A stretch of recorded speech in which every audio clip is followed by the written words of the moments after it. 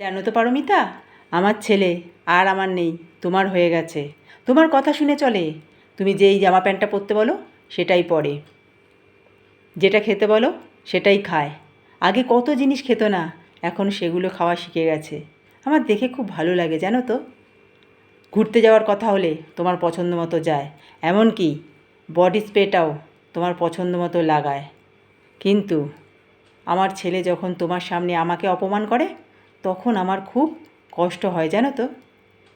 তোমাদের দুজনের মিল হয়েছে, ভাব হয়েছে, তোমরা সুখে থাকো, আশীর্বাদ করি। তার জন্য আমার কোনো হিংসে হয় না। যখন আমার ছেলে তোমার সামনে আমাকে অপমান করে তখন আমার খুব কষ্ট হয়। তুমি দাঁড়িয়ে থাকো কিন্তু কোনো প্রতিবাদ করো না। দেখুন মা, আমি যদি আপনার হয়ে বলি তাহলে আপনার ছেলে আমার সাথে কত অশান্তি করবে আপনি তো জানেন।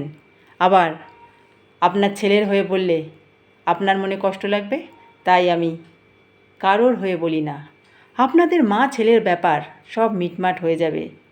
আমি মাঝখান থেকে কথা বলে কেন খারাপ হব বলুন তো।